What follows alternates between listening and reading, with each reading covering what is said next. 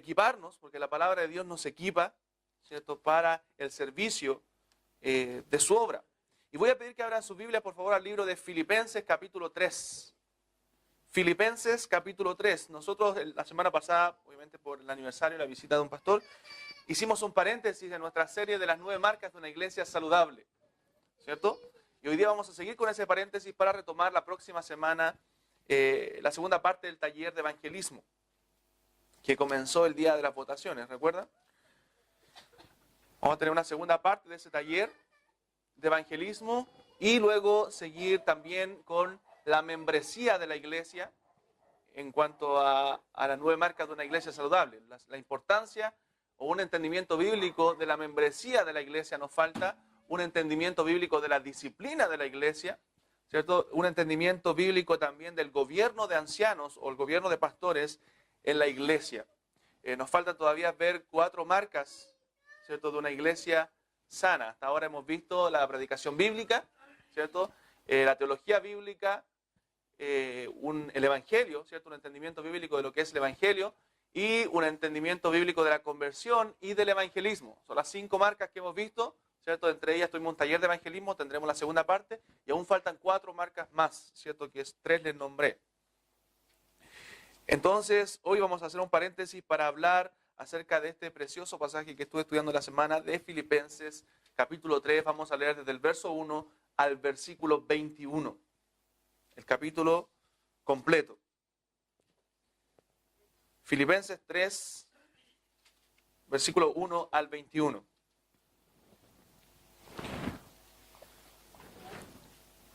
Vamos a orar antes al Señor para que Él nos dirija, ¿cierto?, y podamos tener de su gracia.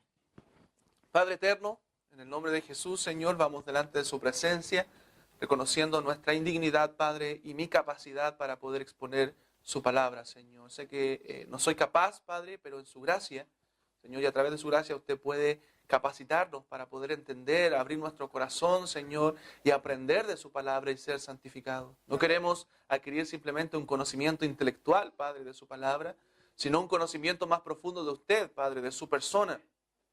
Ayúdenos, por favor, a aprender.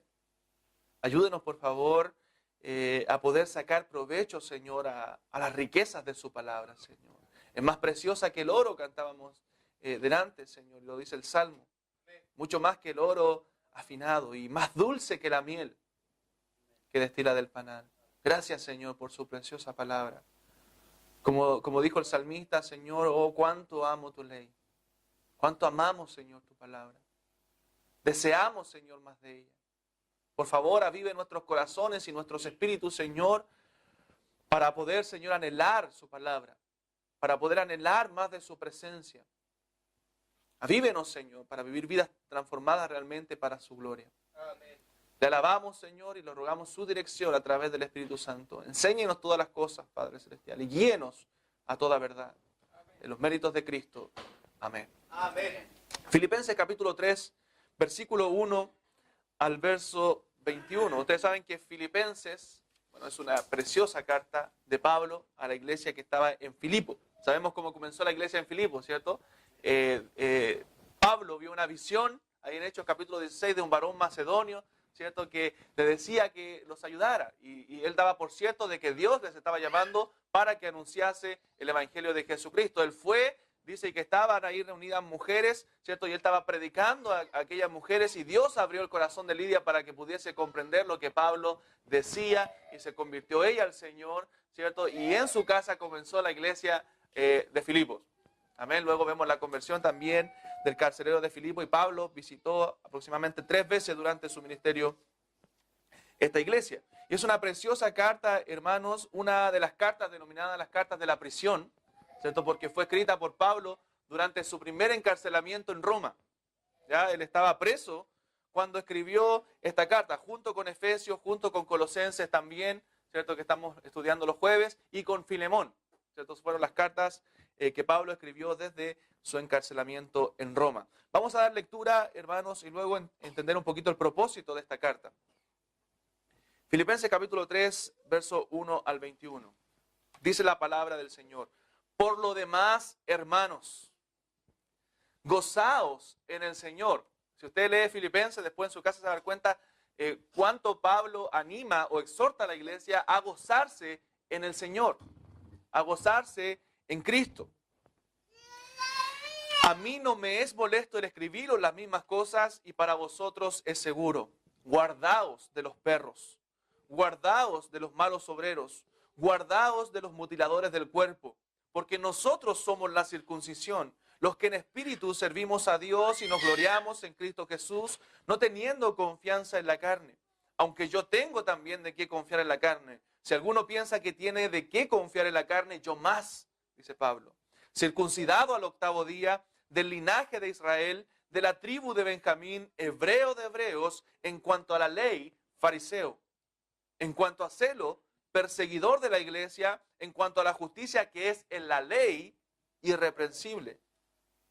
Pero cuantas cosas eran para mi ganancia, las he estimado como pérdida por amor de Cristo. Y ciertamente aún estimo todas las cosas como pérdida por la excelencia del conocimiento de Cristo Jesús, mi Señor, por amor del cual lo he perdido todo y lo tengo por basura para ganar a Cristo y ser hallado en Él, no teniendo mi propia justicia que es por la ley, sino la que es por la fe de Cristo, la justicia que es de Dios por la fe, a fin de conocerle y el poder de su resurrección y la participación de sus padecimientos, llegando a ser semejante a Él en su muerte, si en alguna manera llegase a la resurrección de entre los muertos. No que lo haya alcanzado ya, ni que ya sea perfecto, sino que prosigo por ver si logro hacer aquello por lo cual fui también nacido por Cristo Jesús. Hermanos, yo mismo no pretendo haberlo ya alcanzado, pero una cosa hago, olvidando ciertamente lo que queda atrás y extendiéndome a lo que está delante, prosigo a la meta, al premio del supremo llamamiento de Dios en Cristo Jesús. Así que todos los que somos perfectos, maduros, esto mismo sintamos, y si otra cosa sentís, esto también os lo revelará Dios.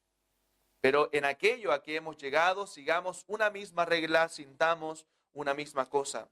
Hermanos, sed imitadores de mí, y mirad a los que así se conducen según el ejemplo que tenéis en nosotros. Porque por ahí andan muchos, de los cuales os dije muchas veces, y aún ahora los digo llorando, que son enemigos de la cruz de Cristo, el fin de los cuales será perdición, cuyo Dios es el vientre y cuya gloria es su vergüenza, que solo piensan en lo terrenal. Mas nuestra ciudadanía está en los cielos, de donde también esperamos al Salvador, al Señor Jesucristo, el cual transformará el cuerpo de la humillación nuestra para que sea semejante al cuerpo de la gloria suya, por el poder con el cual puede también sujetar a sí mismo todas las cosas. Tremendo, hermano, capítulo de la palabra del Señor. Hermanos, Pablo escribe esta preciosa carta, ¿cierto?, desde la prisión en Roma. Y él escribe esta carta con el propósito de agradecer a los filipenses el apoyo, agradecer a los filipenses la preocupación material que habían tenido para con él.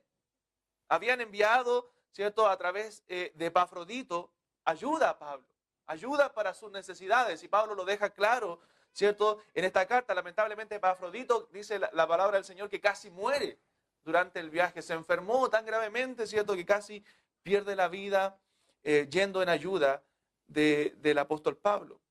Entonces ellos se habían enterado de la condición de Pablo, se habían enterado de sus necesidades, ¿cierto?, y le habían prestado ayuda. Hermano, esta iglesia de Filipo era una iglesia sumamente leal al apóstol Pablo. Era una iglesia generosa. El apóstol Pablo mismo lo dice, aún cuando estaba en Tesalónica, ellos se habían preocupado, ¿cierto?, de sus necesidades. Y era una iglesia en la cual predominaban los gentiles, ¿cierto? No habían tantos judíos, pocos judíos de hecho vivían en la ciudad y probablemente algunos pocos también estaban, ¿cierto?, dentro de la iglesia.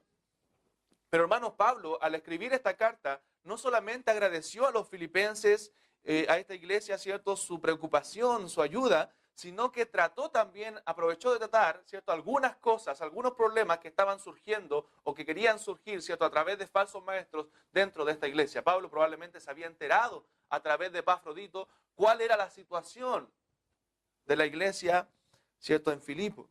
Y Pablo aprovechó de exhortar también a esta iglesia, ¿cierto?, por la falta de unión que había ahí. Había una falta de unión en la iglesia de los filipenses. Y les manifestó también y les exhortó acerca de la preocupación por las herejías que querían levantar ciertos judíos legalistas, ¿cierto? Que estaban o que querían contaminar la iglesia de los filipenses. Y hermano, Pablo ataca a los legalistas con una contundente enseñanza acerca de la justificación por la fe y no por las obras de la ley. Usted puede verlo ahí en el versículo 9. Versículo 9 dice, y ser hallado en él, no teniendo mi propia justicia, que es por la ley, sino la que es por la fe de Cristo, la justicia que es de Dios por la fe. Y hermano, Pablo le ataca directamente al hueso a estos judíos legalistas, diciéndole que la justificación es únicamente por medio de la fe. Únicamente somos justificados por depositar nuestra fe en Jesucristo y no por cumplir la ley, como los judíos lo decían. Entonces, hermano, Pablo los ataca. Y bueno, el capítulo 3 específicamente de Filipenses, el propósito es exhortar a los filipenses para que ellos se guarden, hermanos, de los falsos maestros y no se dejen engañar por estos hombres que querían decir que Cristo no era suficiente, ¿cierto? Al igual que el problema que pasaba en Colosenses. Querían decir que Cristo no era suficiente, sino que ellos aparte tenían que guardar los rituales judíos, que tenían que guardar la ley judía, ¿cierto? Porque Cristo no era un suficiente Salvador.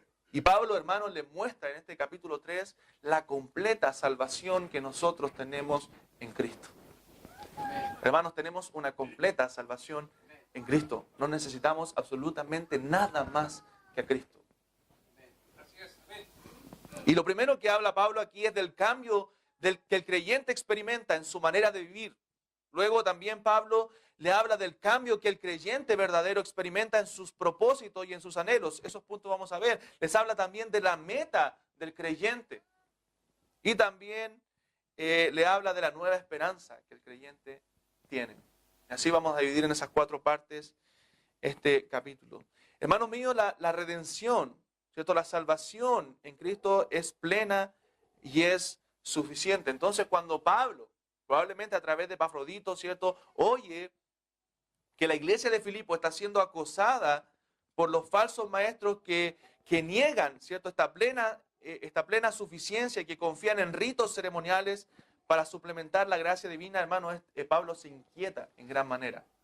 Se inquieta, ¿cierto? Y lo primero que les escribe y les dice es, por lo demás, hermanos míos, gozaos en el Señor. Gozaos en el Señor. Hermano, el cristiano únicamente puede encontrar el verdadero gozo, la verdadera dicha en el Señor. No en costumbres, ¿cierto? No en ritos, no en religión, sino en el Señor. Gozaos en el Señor. Ahí está el verdadero gozo del creyente. Y el creyente, hermano, puede estar en una verdadera dicha a menos que se le prive de su Salvador. Amén. Podemos tener adversidades, podemos tener problemas, ¿cierto? Podemos tener dolor, ¿cierto? Pero aún así estamos llenos de gozo si tenemos a nuestro Salvador. Pero si se le priva a un creyente de su Salvador, entonces el gozo, ¿cierto?, se acaba. El gozo, hermano, no lo puede quitar el dolor. No lo pueden quitar los peligros, no lo pueden quitar los problemas. Nada nos puede quitar el gozo del Señor. Nada nos puede separar, dice la Biblia, del amor de Cristo. Ni tribulación, ni angustia, ni persecución, ni hambre, ni desnudez, ni peligro, ni espada. Nada. Este gozo, hermanos, se encuentra en el Señor. Y eso es lo que Pablo está enfatizando aquí. No es por cumplir ciertas leyes que solamente, ¿cierto?, ponen peso y cargas en el cristiano. Y la prueba de ese gozo, hermanos, es el apóstol Pablo. ¿De dónde escribió la carta? Desde la cárcel. Y hermano, el apóstol Pablo no necesitaba el aliento de los filipenses. Él les alienta desde la prisión a gozarse en el Señor, cualquiera sea su situación.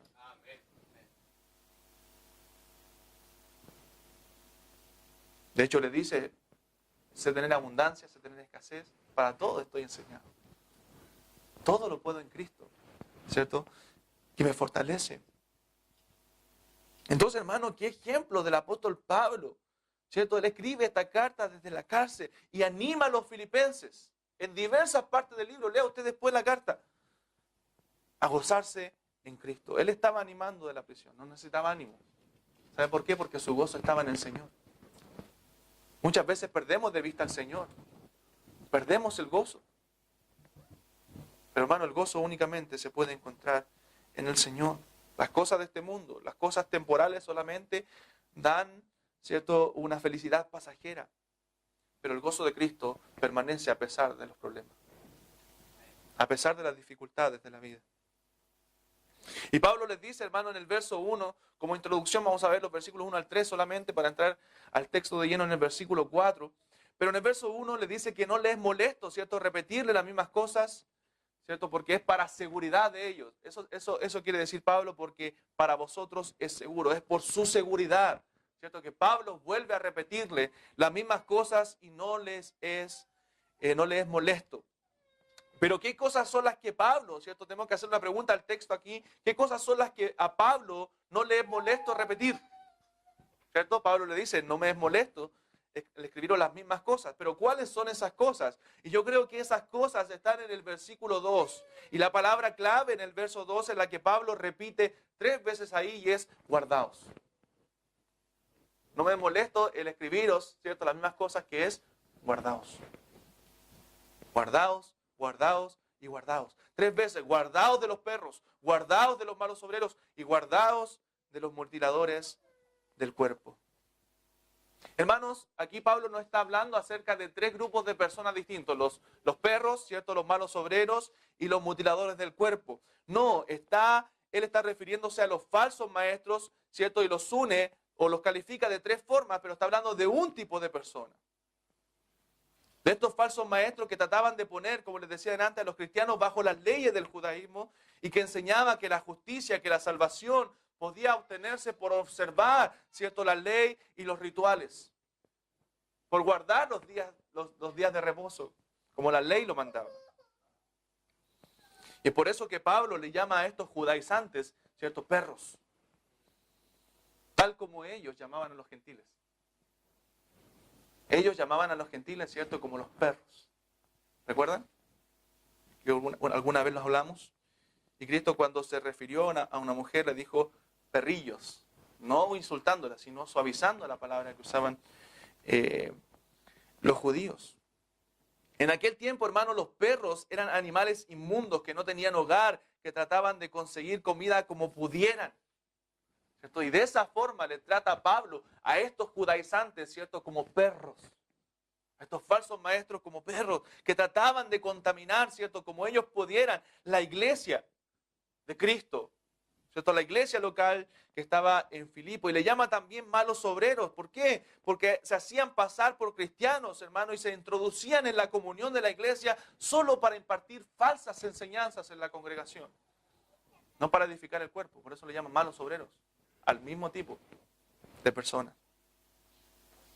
Y mutiladores del cuerpo. ¿Por qué mutiladores del cuerpo? Pablo lo hace sarcásticamente aquí, ¿cierto? Porque ellos creían aún que debían circuncidarse. Creían aún, ¿cierto?, que necesitaban la circuncisión para alcanzar la salvación, para entrar dentro del pacto de Dios, como se hacía en el Antiguo Testamento. Pero no entendían, hermano, que la circuncisión en el Antiguo Testamento tenía un significado espiritual para los convertidos en el Nuevo Testamento.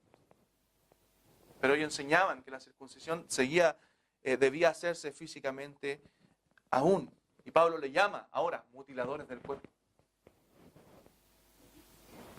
a los que aún se circuncidaban. Y le dice, guardaos de los perros, guardaos de los malos obreros, guardaos de los mutiladores del cuerpo. Y mire la explicación, hermano, que da en el verso 3 acerca de la circuncisión. ¿Se da cuenta? Eso va unido con mutiladores del cuerpo, porque nosotros somos, dice, la circuncisión, los que en espíritu servimos a Dios y nos gloriamos en Cristo Jesús, no teniendo confianza en la carne. Hermanos, nosotros, los verdaderos creyentes, somos la circuncisión. No los que vienen a nacer de padres judíos, ni los que han sido literalmente circuncidados. Hermano, el lenguaje aquí no podía ser más claro en la palabra de Dios. Entonces la idea de que aún Dios, ¿cierto?, tiene dos grupos favoritos o dos pueblos, ¿cierto?, por una parte la iglesia o por otra parte los judíos, no tiene, hermanos, asidero bíblico. El texto nos dice que nosotros los creyentes somos la verdadera circuncisión. Somos el verdadero pueblo de Dios. Los judíos rechazaron, ellos tenían un propósito. Dios estaba tratando de mostrar con los judíos cómo iba a tratar con la iglesia en el futuro. Dios quería traer a su palabra a través de ellos. Dios quería, ¿cierto?, traer el linaje del Mesías a través de ellos, un linaje puro, un pueblo puro. Y Dios quería también mostrarse a través del pueblo de Israel como el Dios de Israel. Pero los judíos entendieron mal. Y no cumplieron los propósitos de Dios. Y les desecharon y les rechazaron. Pero Dios tenía un plan mayor. No es porque los judíos le rechazaron, Dios pensó en la iglesia. No, Dios desde el principio tenía un plan mayor a través de ellos. Que era a través de la simiente de Abraham, ¿cierto?, serán benditas todas las familias de la tierra. Amén. Y ese proyecto era la iglesia. Nosotros somos la circuncisión. Romanos 9:6 dice, porque no todos los que descienden de Israel son israelitas, sino los hijos de la promesa. Y esa promesa estaba en Cristo. Gálatas capítulo 3, verso 16 dice, ahora bien, a Abraham fueron hechas las promesas y a su simiente. No dice ya las simientes como si hablase de muchos, sino como de uno, y a tu simiente, la cual es Cristo. Y nosotros estamos en Cristo. Amén. Hermano, luego Pablo en el versículo 3 da 3 rasgos de aquellos que son la verdadera circuncisión. ¿Quiénes son los verdaderos creyentes? El verdadero pueblo de Dios. Número 1, los que en espíritu servimos a Dios. Los que en espíritu servimos a Dios. Hermanos, se trata de una adoración espiritual, no de simples ceremonias como querían imponer, ¿cierto?, estos judíos religiosos. Nosotros entramos a la verdadera adoración no a través de la circuncisión física, sino a través de la fe en Jesucristo. La fe en Jesucristo. En cambio, cumplir ritos, ¿cierto?, para entrar en la presencia de Dios. Ofrecer sacrificios. ¿Qué más dice el verso 3? No solamente los que en espíritu servimos a Dios, sino los que nos gloriamos en Cristo Jesús. O sea, eso quiere decir que no tenemos razón para enorgullecernos por logros personales, hermanos. Solo en Cristo, en sus logros, en sus méritos nos gloriamos. En los méritos preciosos de nuestro Salvador Jesucristo. Y tercero, ¿qué más dice? Amén. Los que no tenemos confianza en la carne. ¿Qué quiere decir eso, hermano? Que no podemos, los que no pensamos que podemos ser salvos por esfuerzos personales, por esfuerzos carnales, como los de la circuncisión. Ellos tenían su confianza en ese rito para la salvación. Y Pablo le llama mutilación del cuerpo. Pero hermanos, Cristo es suficiente para nosotros. Cristo no era suficiente para ellos. Necesitaban algo más que Cristo, ¿cierto? Los rituales, la circuncisión. Pero nosotros necesitamos únicamente los méritos de Cristo en la cruz para la salvación. Entonces, hermanos, dando esta introducción de estos 3 versículos, quiero entrar de lleno al texto, ¿cierto? Y a lo que quiero ver hoy día. Ahora Pablo les enseña a los filipenses que el verdadero cristiano, ¿cierto? El verdadero cristiano experimenta un cambio de vida. Una persona que realmente ha sido salvada por el Señor, hermano, va a experimentar una transformación en su vida. No un simple cambio de conducta moralista, sino una transformación. La Biblia dice que la salvación, Dios cambia nuestro corazón de piedra y pone un corazón de carne. Pone en nuestro corazón sus leyes para que sirvamos ahora al Dios vivo. Nos hizo libres de la esclavitud del pecado para ser siervos de la justicia. Entonces es un cambio. Si un creyente no ha experimentado un cambio de vida, entonces, hermano, tiene que examinarse. Versículo 4 al 7, hermano, Pablo habla de esto. Nosotros, dice, los de la verdadera circuncisión servimos a Dios en espíritu, nos gloriamos en Cristo y no tenemos confianza en la carne. Pero mire lo que le aclara ahora a los filipenses. Aunque yo tengo también de qué confiar en la carne, dice Pablo. Si ellos están diciendo, ciertos falsos maestros están diciendo que tienen que confiar en la carne, yo más. Yo tengo de qué confiar en la carne. Si alguno piensa ¿de qué tiene que confiar en la carne? Yo más. Y comienza a dar una explicación. Circuncidado al 8º día. Del linaje de Israel, de la tribu de Benjamín, hebreo de hebreos, en cuanto a la ley fariseo, en cuanto a celo perseguidor de la iglesia, en cuanto a la justicia que es en la ley irreprensible. Pero cuantas cosas eran para mi ganancia, las he estimado como pérdida por amor de Cristo. Hermano, Pablo no estaba tratando de mostrar sus méritos aquí. Él acababa de decir que nosotros no confiamos en la carne. Pero ahora empieza a decir, pero yo tengo de qué confiar en la carne. Soy esto, tengo estos títulos. Yo más, le dice. Si ellos dicen, si estos judíos, si estos falsos maestros dicen que tienen que confiar en la carne, se glorían en sus capacidades, en su moralidad, en su ritualismo, en su legalismo, Pablo dice, yo más que ellos. Y hermano, Pablo comienza a hablar de justamente, ya que había sido parte de esta secta, había sido parte de esta secta judía, ¿cierto? Él comienza a hablar del orgullo que ellos tenían por su linaje.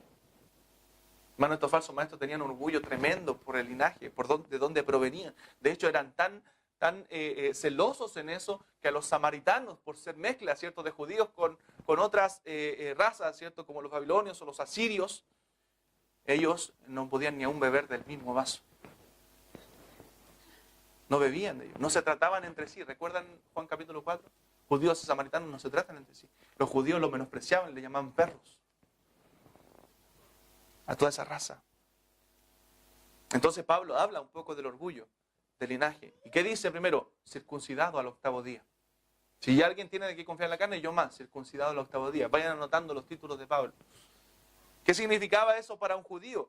Que él era un judío de nacimiento. Hermano, un prosélito, cuando se convertía al judaísmo, ¿cierto?, lo circuncidaban a la edad que se había convertido. Pero Pablo había nacido en la religión judía. Había sido un judío de nacimiento, tal como la ley lo pedía, circuncidado al 8º día. Era de cepa. Tenía para gloriarse en eso. Quizás no como muchos de los judaizantes, quizás como muchos de los que estaban tratando de introducir esta doctrina en Filipos, ¿cierto?, que se habían convertido a esa religión. ¿Qué más dice? Del orgullo del linaje de Israel. O sea, miembro, con eso quiere decir miembro del pueblo terrenal escogido por Dios. De la tribu de Benjamín. ¿Cierto? Una tribu, hermano, destacada como líder en la aristocracia del pueblo. Hombres nobles, ¿cierto?, eran de esa tribu. Bueno, esa tribu le dio el primer rey a Israel. ¿Cierto? Recuerdan a Saúl, era de la tribu de Benjamín. Hebreo de hebreos. O sea, ¿qué quiere decir eso? Que Pablo había pertenecido a este segmento de la nación que se había mantenido, hermano, en su lenguaje, en sus costumbres y en sus usos originales. Pablo era un hombre muy preparado en cuanto a la ley judía. ¿Cierto? Hablaba 5 idiomas y hablaba el idioma, ¿cierto?, también el lenguaje hebreo. Era un hebreo de hebreos. Entonces, todo eso en cuanto al orgullo del linaje, pero también habla al orgullo de la ortodoxia farisea. Dice luego en cuanto a la ley, fariseo. No solamente era parte del linaje, ¿cierto?, del pueblo de Dios, sino también en cuanto a la ley era un fariseo. ¿Y quién eran los fariseos? Habían ellos permanecido, ¿cierto?, ortodoxos, rigiéndose por cada letra de la ley, ¿cierto?, aparentemente, y no así como los saduceos, que eran otro grupo de judíos, ¿cierto?, que eran más liberales.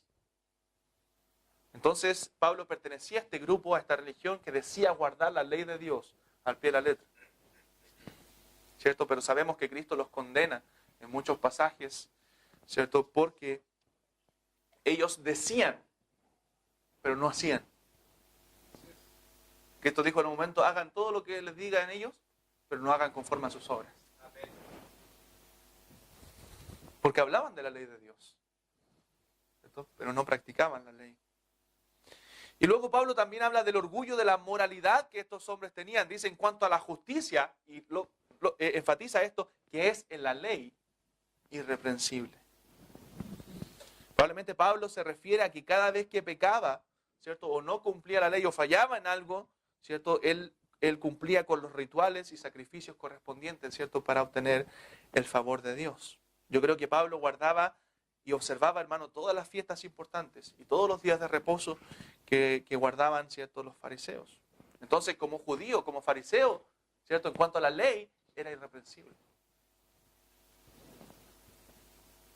Se da cuenta que por eso Pablo dice, si alguien tiene de qué confiar en la carne, yo más. Tenía con qué jactarse, tenía títulos. Fue enseñado, hermano, a los pies de un hombre llamado Gamaliel, ¿cierto?, que era un hombre importante dentro de los primeros números del Sanedrín judío, que se componía de los 70 hombres más uno, ¿cierto?, más importante de la nación de Israel.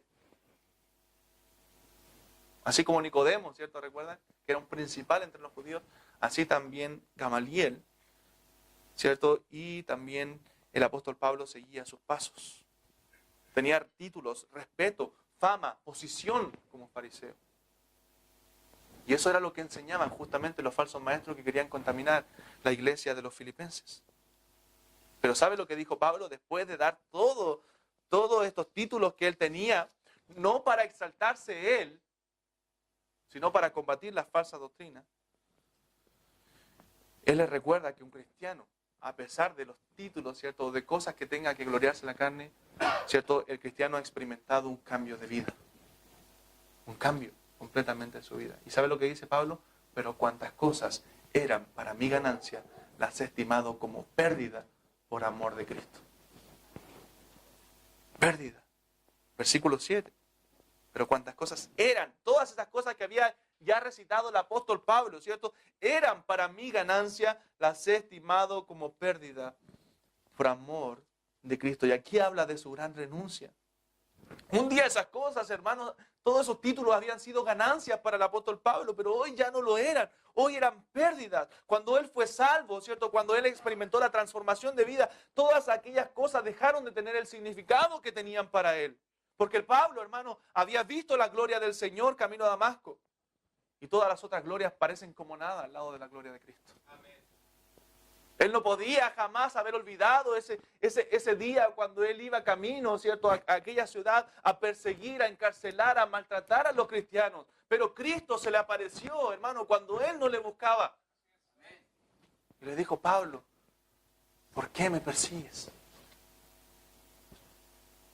Dura cosa te es dar patadas, ¿cierto?, contra un aguijón, te vas a lastimar.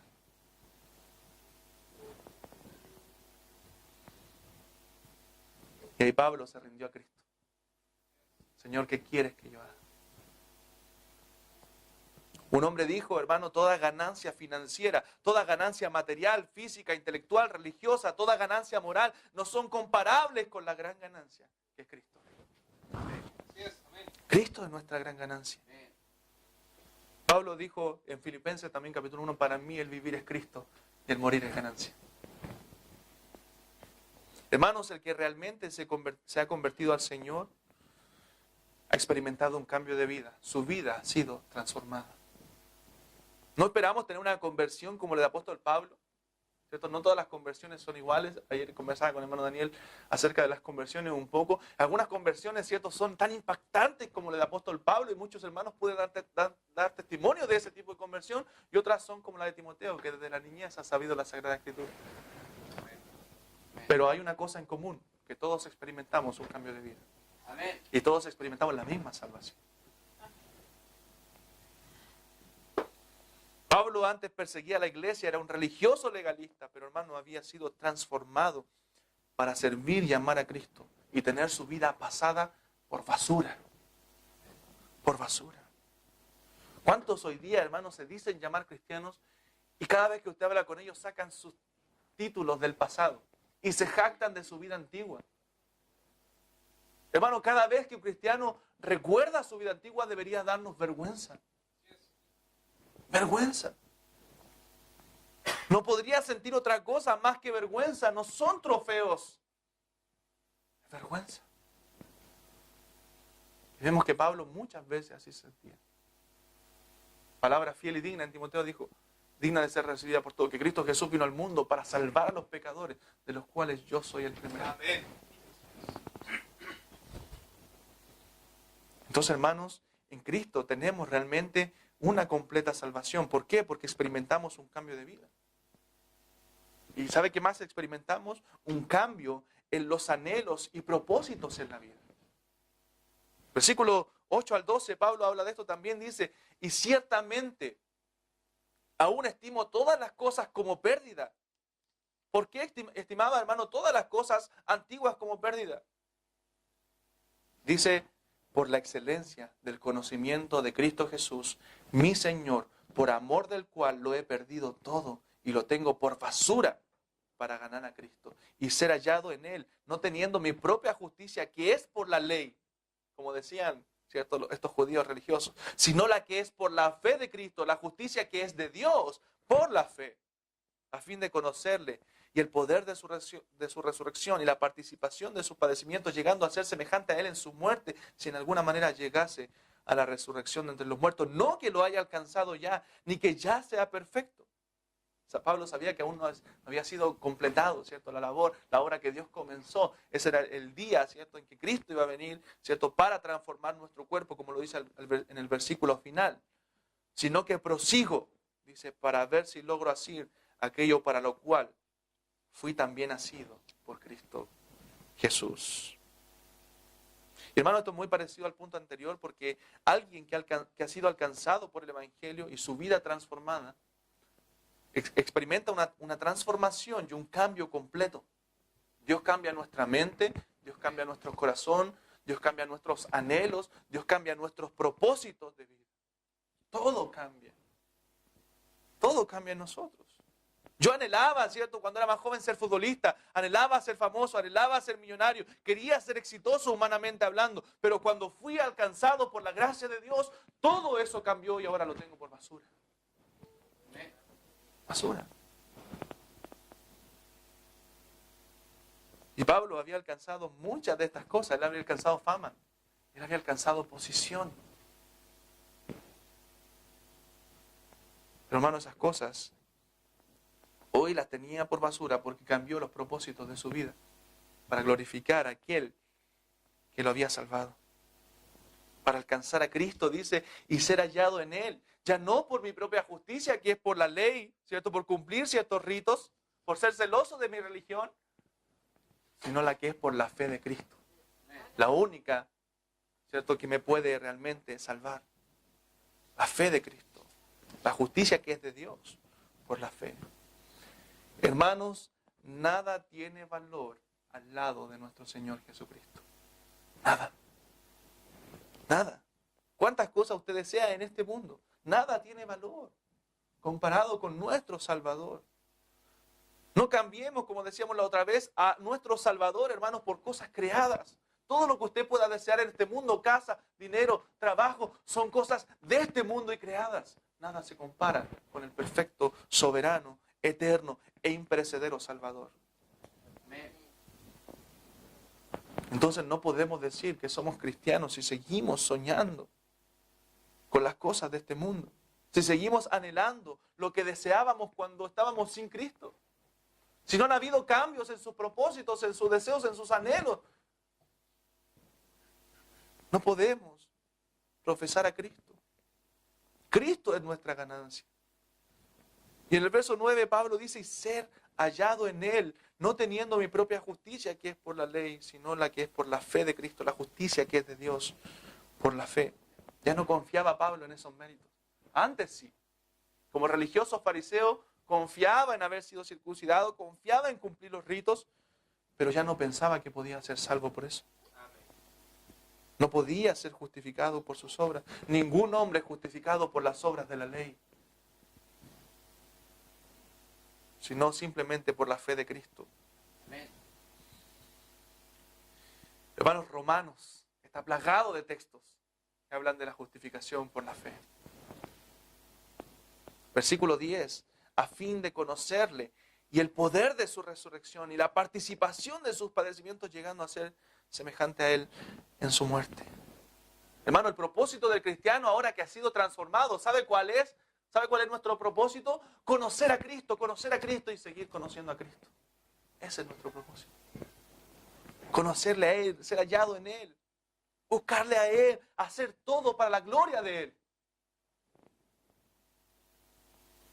El versículo 12 dice Pablo, no que lo haya alcanzado ya, ni que ya sea perfecto, sino que prosigo para ver si logro asir aquello por lo cual fui también nacido por Cristo Jesús. Debemos seguir adelante, seguir a la meta, al supremo llamamiento de Dios, trabajando para nuestra santificación.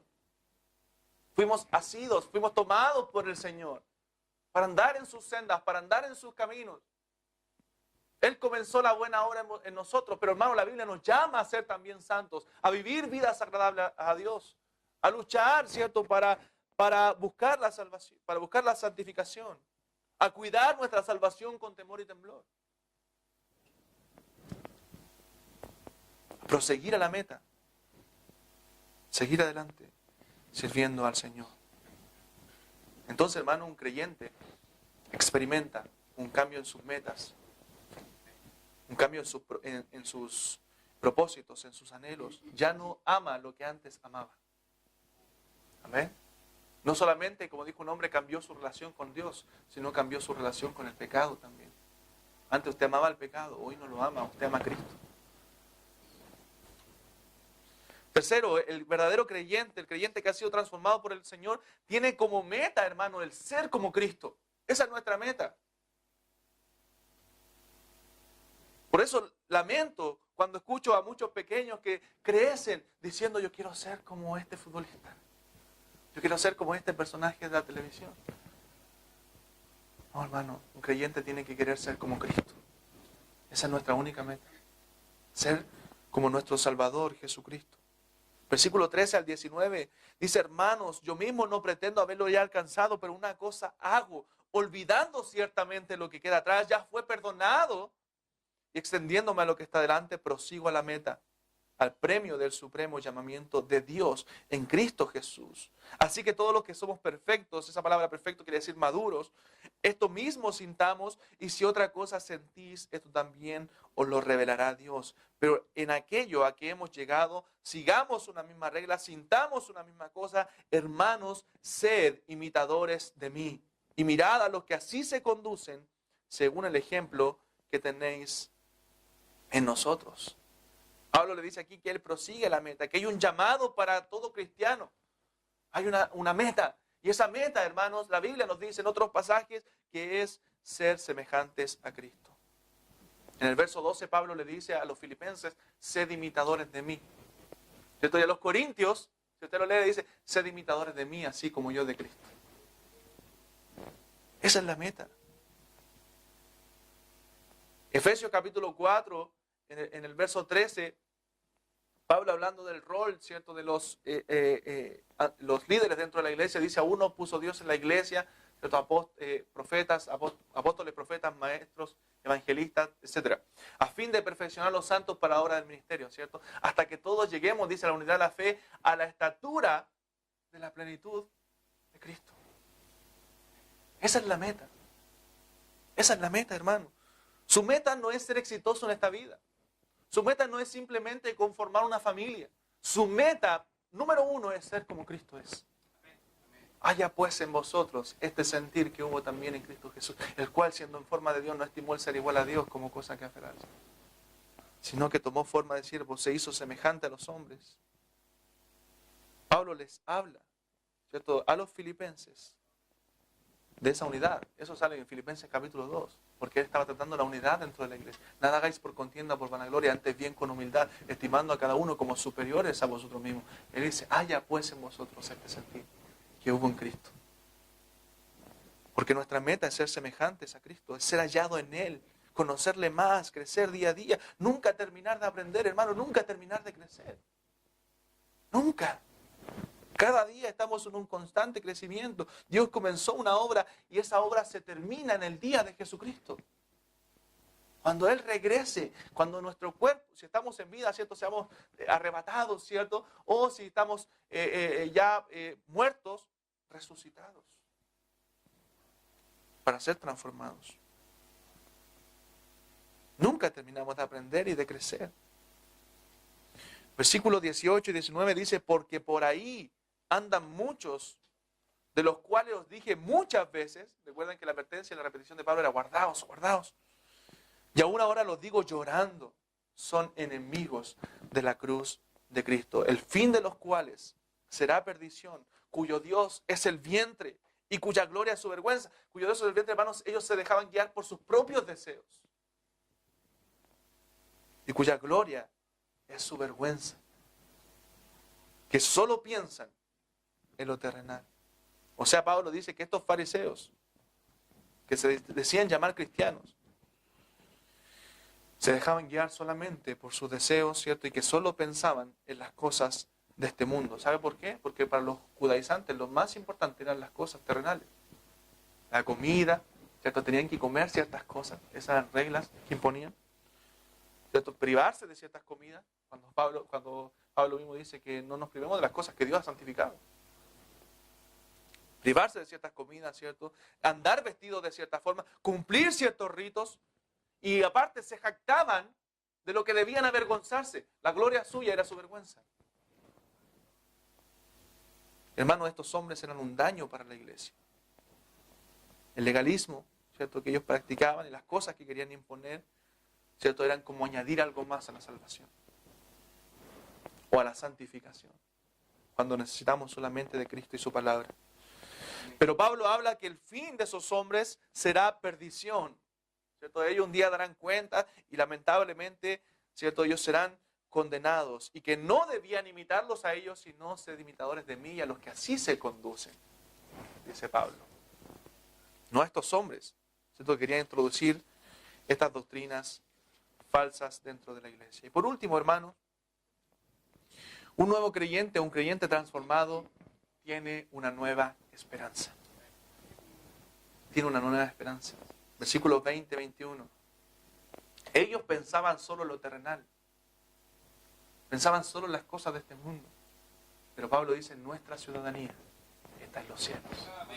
Mas nuestra ciudadanía está en los cielos. ¿De dónde? De allá, ¿cierto? También esperamos al Salvador, al Señor Jesucristo, el cual transformará el cuerpo de la humillación nuestra para que sea semejante al cuerpo de la gloria suya, gloria a nuestro Padre Celestial, por el poder con el cual puede también sujetar a sí mismo todas las cosas. Ahora Pablo les sigue alentando desde la prisión a que no se preocupen en demasía, porque el fin de estos hombres, hermanos, será perdición. Este daño que están causando, ¿cierto?, a la iglesia, les va a llevar a la condenación. Y les alienta diciendo que nosotros, los verdaderos creyentes, ¿cierto?, tenemos una nueva esperanza. Tenemos una herencia en los cielos. Dice 1 de Pedro capítulo 1, verso 3, bendito sea el Dios y Padre de nuestro Señor Jesucristo, que según su grande misericordia nos hizo renacer para una esperanza viva, para una herencia incontaminada, incorruptible, inmarcesible, reservada en los cielos para nosotros. Reservada. Fue reservada por Cristo, porque Él nos compró a precio de sangre. Amén. Y nos selló Dios con el Espíritu Santo, que es las arras, ¿cierto?, la garantía de nuestra herencia. Entonces, hermanos, nosotros tenemos esperanza. Y esa esperanza es eterna. Eso es lo más precioso, es eterna. Allá no está nuestra esperanza. No aquí, hermano.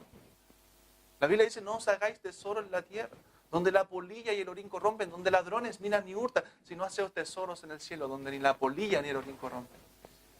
Ni ladrones ni minan ni hurtan, porque donde está vuestro tesoro, allí está vuestro corazón.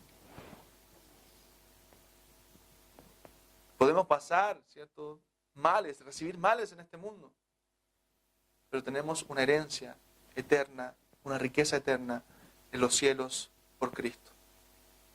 Y Pablo les dice, ustedes no pertenecen a la colonia romana de Filipo. Su ciudadanía está en los cielos.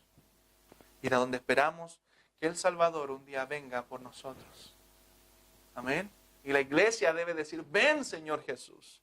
Y ese día cuando Cristo venga, hermano, en gloria, en poder, en majestad, con la autoridad de su Padre, nuestro cuerpo de la humillación, ¿cierto? Este cuerpo de pecado será transformado. ¿Sabe cómo? Con un cuerpo semejante a la gloria suya. A la gloria de Cristo. Un cuerpo glorificado. Un cuerpo como el cuerpo que Cristo resucitó. De carne y hueso, ¿cierto?, pero glorificado. Donde dice 1 Corintios capítulo 15 que el cuerpo ¿cierto? Corruptible se va a vestir de incorrupción y lo mortal de inmortalidad. Y será cumplida la palabra que dice, sorbida es la muerte en victoria. ¿Dónde está, oh muerte, tu aguijón? ¿Dónde, oh sepulcro, tu victoria? Y luego termina ese capítulo, así que hermanos míos, están firmes y constantes, creciendo en la obra del Señor siempre, sabiendo que el trabajo en el Señor no es en vano. Así termina el capítulo 15, de 1 Corintios. Hermano, el Salvador transformará nuestro cuerpo semejante al cuerpo de la gloria suya. Mas nuestra ciudadanía está en los cielos, de donde también esperamos al Salvador, al Señor Jesucristo. Él es nuestro Salvador, el cual transformará el cuerpo de la humillación nuestra para que sea semejante al cuerpo de la gloria suya por el poder con el cual puede también sujetar a sí mismo todas las cosas. Hermanos, debemos dar gracias a Dios por lo que Él ha hecho. Amén. Hemos sido transformados. Si usted es un verdadero creyente, ha sido transformado. Su vida, sus anhelos, su propósito, su meta es ser como Cristo y tiene una nueva esperanza. Una nueva esperanza. Quiero cerrar con 1 Tesalonicenses, capítulo 4.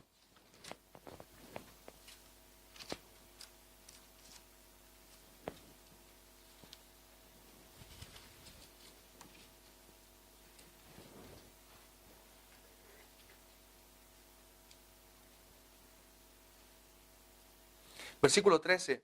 Tampoco queremos, hermanos, que ignoréis acerca de los que duermen, para que no os entristezcáis como los otros que no tienen esperanza.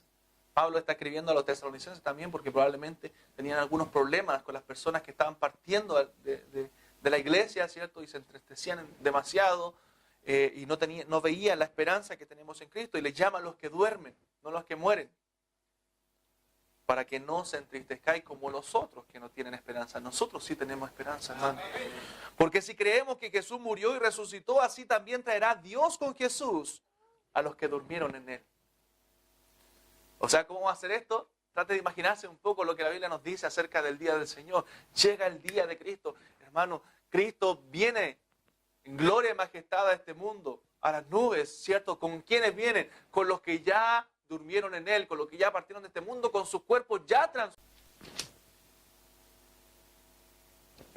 Dice,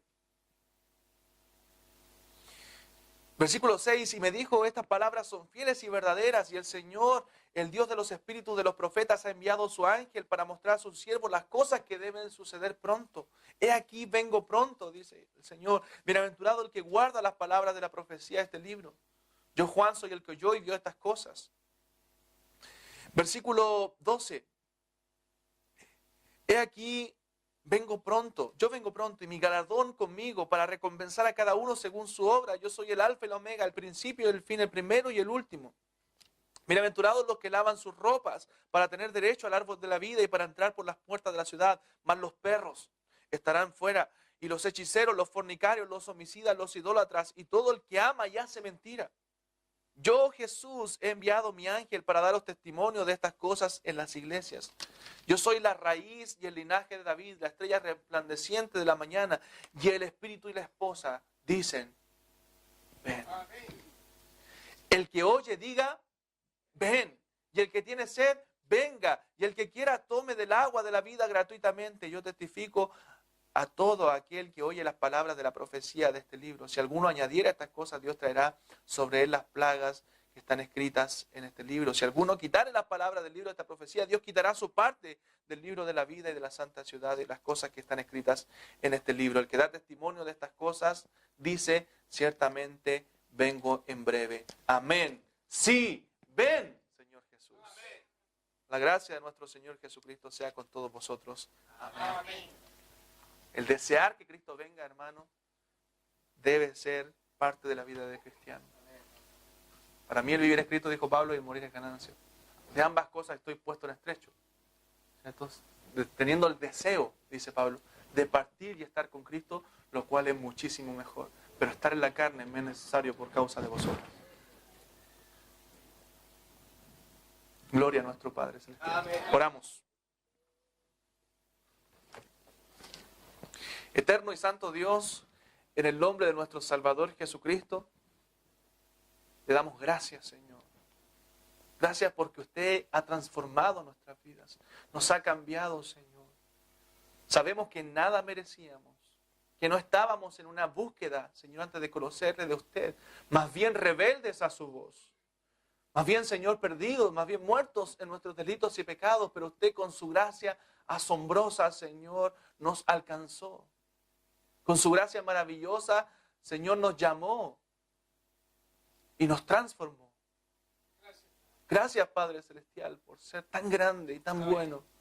Por darnos, Señor, una salvación tan grande. Por darnos el milagro de la salvación. Gracias por este regalo maravilloso, donde usted nos ha transformado, nos ha cambiado, Señor, y nos ha dado del arrepentimiento, Señor. Gracias, Padre. Queremos alabarle, darle toda la gloria y darle gracias no solo por la salvación, sino también por la herencia eterna reservada, Señor, para nosotros, y porque un día usted volverá a buscarnos, Señor, porque así lo prometió y su palabra es verdadera, su palabra es veraz, Señor, y creemos que su promesa de estar con nosotros, Señor, todos los días es fiel y que un día estaremos para siempre, Señor, por la eternidad con usted, alabándole, glorificándole, porque usted es digno, Señor, digno de recibir toda la adoración, digno de recibir toda la gloria, Padre. Queremos glorificarle, alabarle en esta tarde. A usted, Cristo, a usted, Dios Trino, por la obra que ha hecho en nosotros. Le alabamos, le damos gracias por su palabra en esta mañana. En los méritos de Cristo. Amén. Salvador.